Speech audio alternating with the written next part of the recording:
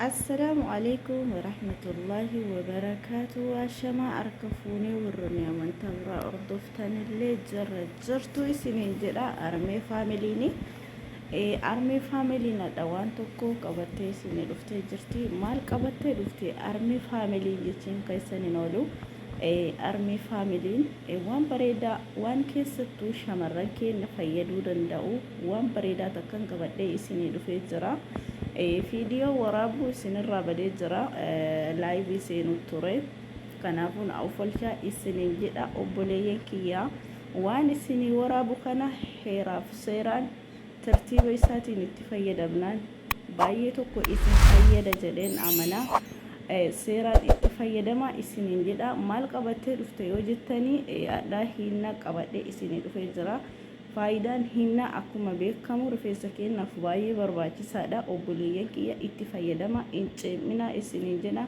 Ceemuu baattanii seeraan yoo itti fayyadamanii seera faayidaa guddaa isinii qaba jedhee yaada. Ani amma itti fayyadamanii yeroo hedduu sun taane yeroo tokko tokko yeroo rifeensi kiyya na jala haphachuu kajeele yaani na jala bubuqqa'uu jammare ittiin fayyadama. Yeroo itti fayyadame baay'ee tokko bareedaadha. Maashaallah tabaaraka rahmaan.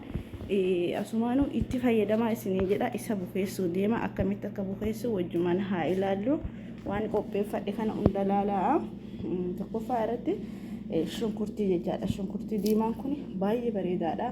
Qullubbiinis baay'ee bareedaadha. Akkasuma isa kana maal jedhanii iseetanii karkadee jedhani. Karkadee jetti arabban. Garuu afaan biyya keenyatti waan akka jedhamu hin beeku.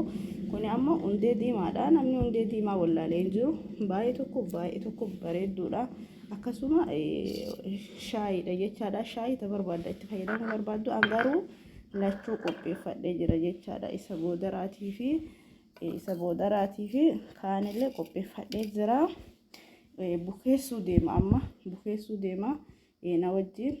Ta'aa isiniin jedha. Baay'ee tokko bareeda wallahi keessattuu namoonni rifeensi keessa ufafuu kanaaf isin jalaa yaa'u akkasuma yaa'ee waan garagaraa osoo dibattan isin jalaa buututee isin jalaa haphate rifeensi keessan bakkatti isin deebuu dide wallahi baay'ee tokko bareedaan ofii kiyyaa waan itti fayyadamuuf isin waraabuu danda'e tarii yuutuubii irraa faayidaa argachuuf tarii jettanii yaaduu dandeettan sammuun ilma namaa akka feetetti fudhachuu dandeetti. Walaakin garuu isin fayyada itti fayyadamaa hinnaan isin jedha. Nama hinnaa kana madaamee kootu na kenne ofii fabidettu naafis kennite.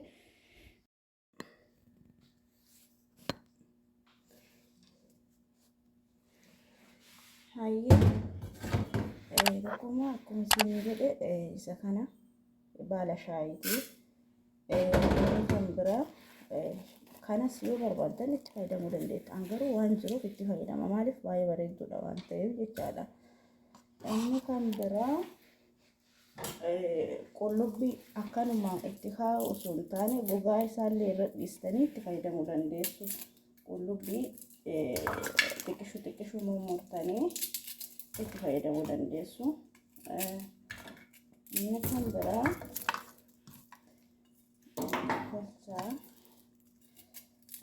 baala isa kana irraa yoo faaquu baattanis baay'ee bareedaadha.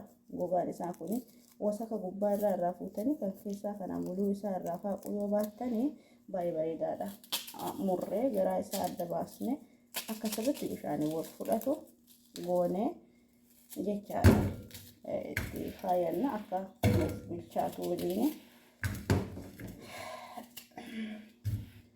Inni kan biraa ani walakkaa isaa fayyadamuu barbaada waan ta'eef hundee diimaa kana haga itti barbaaga fayyadamtan fudhachuu dandeettu. Ani xiqqishuu walakkaa fayyadamaa waan ta'eef xiqqishuu fayyadamaa. Gogaa wasaka kana gubbaa irraa ni kaastu.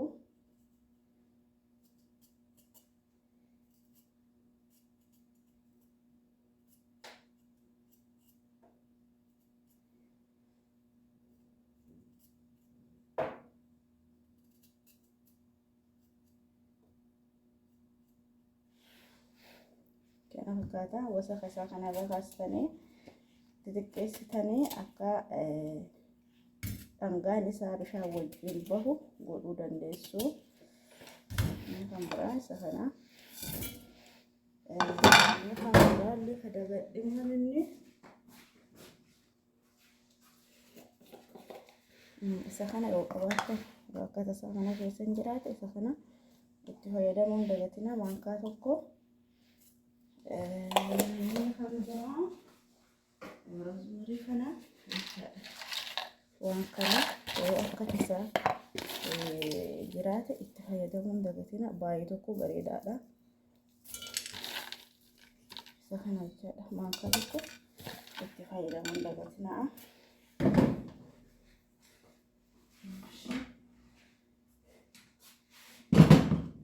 Kan biraa rakka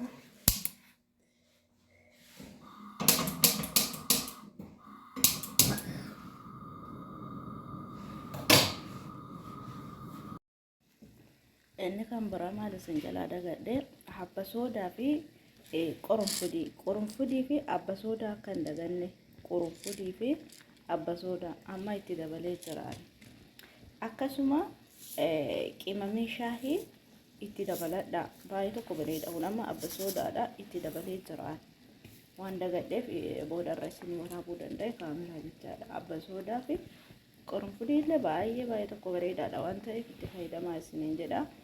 Inni kan biraa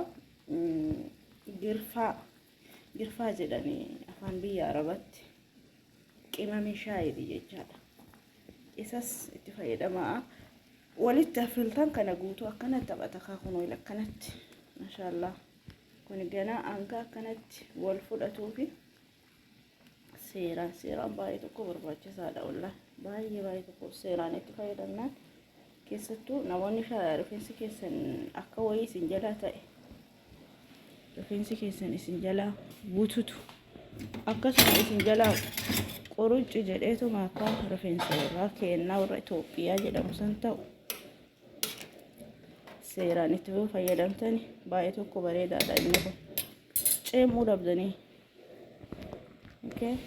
akkanatti tanfaa seeraa ilashuuf kalarii isaa iyyuu akkatti kalarii ba'u jedhuuti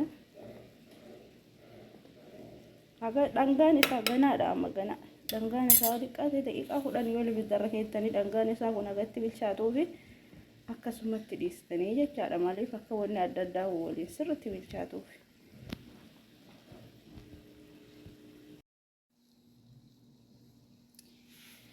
Keenoo akkanatti ibiddarratti bishaan wal fudhata jechaadha. Hanga inni seeraan ibidda jala qannastan garuu baay'istanii xiqqeessitanii akka bishaan sun isin jalaa distiin hin dhunne jala qannastanii dhangaan isaa kun wanti affeelame kun guutuun akka itti isinii bahu sirriitti qannastanii eegdanii jettan jechaadha. Achi booda akka itti waliin bukeessunillee waliin itti deebinaa turtiin keessan numa faana haa ta'u.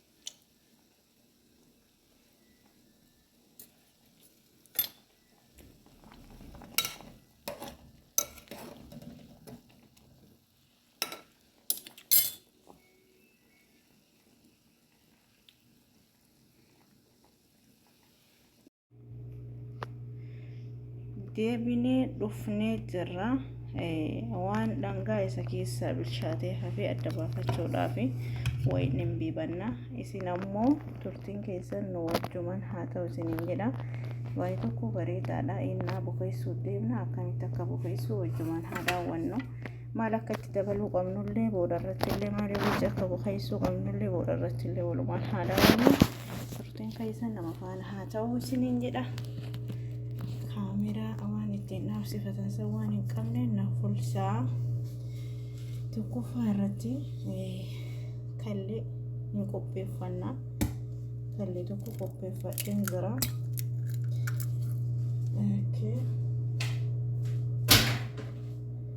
Akkasuma zayitoonii jechaadha. Zayitii konkolaatii qabaattanillee yoo ittiin bukeeffattanillee rakkoo takka hin qabu. Baay'ee bareeda. Hagana barbaachisu itti makadhaa. Xiqqoo itti makadhaa. Inni kan biraa maayinesii sababa qabneef zabaadii fayyadamuu barbaada.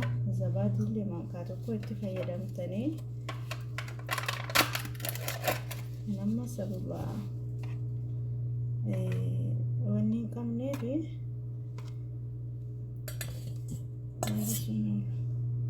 sababa maayinesiin dhumateera waan ta'eef isuma kana fayyadamuu barbaadeeti mixi goona jechaadha. Sirriitti akka wal godhatu zayitii zabaadii fi kallee mixi goona.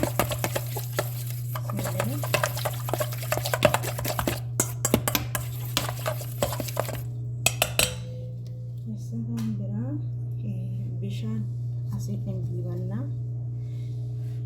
Bishaan isaa ila bifa isaa haala kana fakkaatu hojjetanii fayyadee yaala. Baay'ee tokko bareeda. Baay'ee muruudha. Tajaajilaa akka ta'e. Bishaan isaa kun baay'ee bareeda itti bahee jira waan ta'eef sirriitti si barbaachisa. Itti fayyadamaa. Na wajjuma turtiin keessa.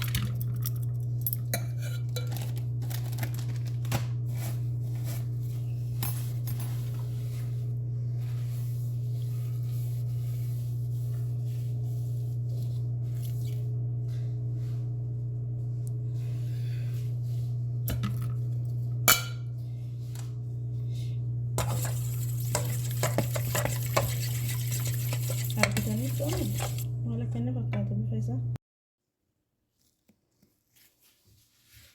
Argitanii sirriitti seeraan wal nyaachistanii haala bareedaa kanaan bukeeffachuu qabdanii isiniin jedha. Hinnaan kun hadha qabuweessaan jiru hinnaa gurraacha.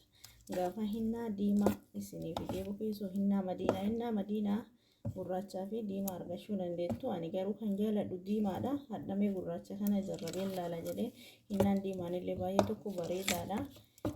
Itti fayyadamaa tokkoffaa rifeensa keessan kan isin jalaa caccabee haphatee bullaahee waan garaagaraatiin nama jalaa badu jechaadha. Fakkeenyaaf obboleeyyan keenya biyya garaagaraa keessatti hoo rifeensa keessan isin jalaa danfaa waliin isin jalaa bulleesse akkasuma kireemii garaagaraa fayyadamtanii kireemii keessanii rifeensi keessan waliin fudhachuu didee isin jalaa yaa'u akkasuma isin jalaa bututu hinnaan baay'ee tokko bareedaadha. Itti fayyadamaa isiniin jedha. Wallaahi baay'ee tokko bareedaadha. Ani yeroo hedduu qara itti fayyadamu dabbasaan na jalaa waan yaa'uu caccabuu akkasuma waan na jalaa eegaleef itti fayyadamu eegalee yaa'u wagaa itti fayyadame baay'ee tokko irraan gammadee baay'ee tokko nuffuu baattanii adada shaawura seenuu barbaaddanii yoo itti fayyadamtanii wallaahi baay'ee tokko hinnaan bareedaadha. Itti fayyadamaa isiniin jedha. Hedduu bareedaadha. Rifeensa keessan baazawee bakka isinii deebisa. Yabbisa walumaa galatti. Jalqaba rifeensi kiyya baay'ee yabbaadha. Baay'ee tokko yabbaadha. Na jalaa yaa'uu caccabuu akkasuma hedduu na jalaa miidhamee jennaan naman gaafadhe anas nama naayya'ee namni naayya'ee jennaan itti fayyadamuu eegale. Hanga itti fayyadamuu eegale alhamdulillah rabbil alamin bakka naa deebi'ee jira waan ta'eef ani waan itti gammadeef waan itti fayyadamuuf isinii waraabuu danda'e. Itti fayyadama haala kanaan bukeeffadhaa isiniin jedha. Ceemuu dandeettanii qorra kanaan baazawee amma qorri deebi'ee jira ardii ishiyaa kana akkasii itti fayyadamaa isiniin jedha. Obboloota kiyya yeroo dubadhu silaa isinii waraaba naanayya amantiin kiyya qullaa mataa rifeensatti dibataa waa waraabee of gallakkisu kanaaf itti dibadhaa isiniin jedha. Baay'ee tokko bareedaadha. Irraa fayyadamaa. Namaafis sheer godhaadha. Hanga viidiyoo hinna diimaa isinii bukeessuuf qophaa'utti torbaan takkaan ga'u turtii gaarii sheer godhaa buleen keessaniif.